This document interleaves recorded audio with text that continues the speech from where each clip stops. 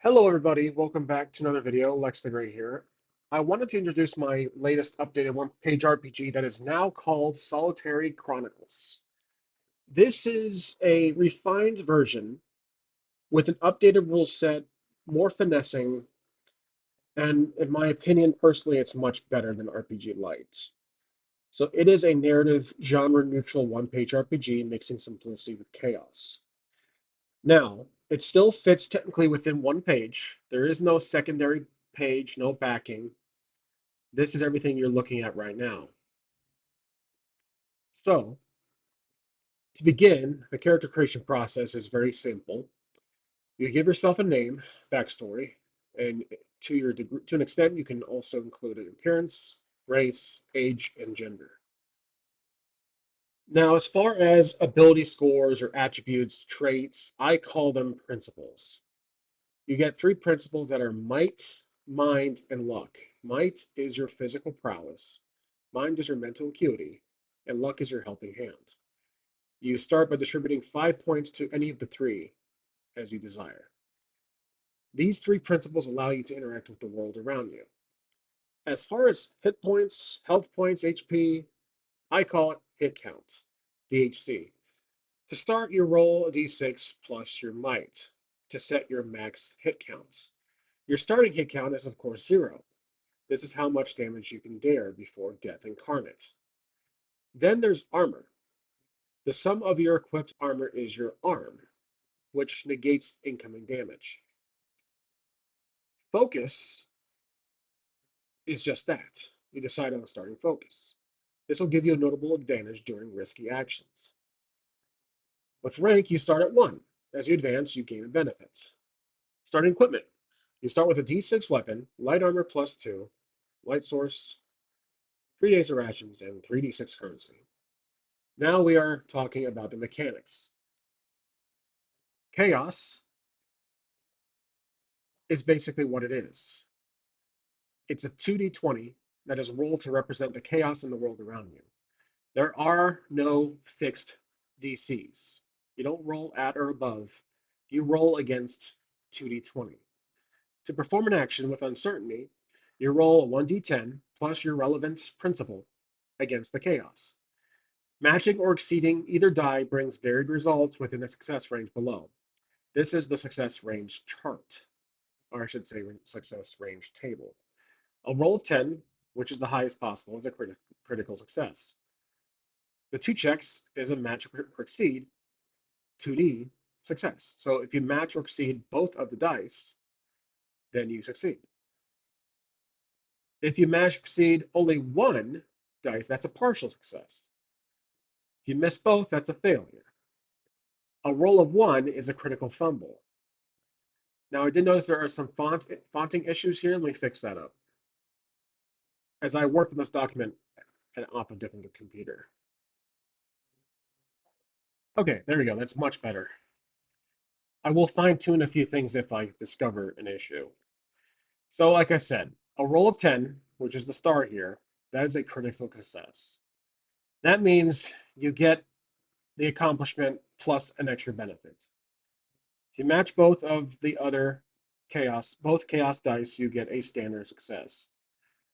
If you match or exceed only one of the two, it's a partial.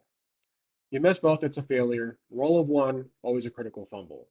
This is narratively, I should say, this is essentially a blend of both the mechanic from Ironsworn and Powered by the Apocalypse. I decided to combine them both as a way to create this unique approach for actions. Now, there is advantage and disadvantage. For advantage, when an action is within your focus, you roll an additional d20 and choose the highest. Disadvantage, if there's a burden, you roll a d20 and choose the lowest. Then there is the lucky charm. This is a variable principle. You can spend a lucky point to re-roll a failed action, but not a fumble. Essentially, similar to Savage Worlds, this is a Benny, but it's only used within actions. Failed actions, not partials, not the skull. It is only the failure that you can recover. Next is my weakness, combat. I basically have it narratively. There is no turns, there's no initiative. It is basically moves. Attacking. You roll your weapon die plus might for melee or mind for ranged against the enemy battle die. We'll get to that in a second. A critical is a +2 hit to the threat's hit counter. Match or exceed is a +1 hit to the threat hit counter. Less than is +1 to your hit encounter. Fumble is +2 to your hit encounter. So similar to the success range, whatever is the highest of the weapon die you equip is the critical. The lowest is the fumble. Self-explanatory. Next, because this is a genre neutral system, I wanted to include some form of magic or energy if it is sci-fi. Magic or energy. When summoning spells or handling energy-based attacks, roll a 1d20, 1d10 plus mind against chaos. It's a separate roll. You do not roll against the battle die of the enemy because the spells can be of any various effect. There is no spellcrafting mechanism in this game. It's just that. It's up to the player, the GM. I This is kind of hybrid between solo and GM. I wasn't too specific if this is supposed to be run by a GM or if it's crucial to be used in solo. I have it kind of vaguely in the middle. Now, recovery, healing essentially, you can recover negative D4 hit count after a short rest or a full recovery after a long rest. Now, here's my favorite part. Death Incarnate. When your HC maxes out, you meet Death Incarnate. At the mercy of the Bringer of Darkness, you must roll a 1d10 at your luck. If you roll at or below your current luck, minus 1d4 to your hit count and regain consciousness. However, your three principles flatline, zero out, until you take a full rest. Rolling above your current luck is your final demise by the hands of death. Luck cannot be spent against death. So, this section is literally its own little game inside my system. It changes the rules, and even spending your luck has an bad outcome in the end if you end up death incarnate. So you have to use luck wisely, and I hope people read the rules fully, which again, not very difficult. It's one page. But there is basically, if you use luck, that's great. If you have a lot of luck, that's good. And you can use it if you re-roll a failure. But you set yourself up for failure in the end if you reach death, because you cannot use luck against death. You're using luck to roll within, which is much like roll under systems. That's what I mean. It is essentially its own little roll under system. If you're very if you're playing with strategy, you won't use luck as often as you probably could. That way, it's a failsafe in case you do hit Death Incarnate's front door. That's why I personally like this system best, this mechanic in my game. Next is threats. A threat is a physical opposing force like an aggressive NPC or wild animal. The threat stats are encompassed by a battle die, which should be familiar to a few of my followers, a few of my viewers. Threats do not have armor. Sorry, I skipped a few sentences. The highest roll is their max HC, hit count, and their attack potential. Threats don't have armor, nor are their weapons detailed. Their battle die is simply rolled to deal a hit. Your character lands hits on equal rolls. This is a fluid chart. Difficulty, minion, grunt, captain, leader, D4, D6, D8, D10. This can be shifted around. It's up to the player slash GM. That's why I mentioned these stats may be adjusted based on the circumstances and your level. Now, the final section is advancing. There is opportunity for advancement. When you complete a milestone, +1 to your rank, and you gain one of the following benefits, not all of them. It makes the game quite more challenging, though expansive. You can heal in 1d6 plus to your match HC, which I will fix that. There we go. plus 1d4 or plus 1d4 points add to any principles. So if you roll one, you can only add it to one. If you roll four, you can add to any of the three.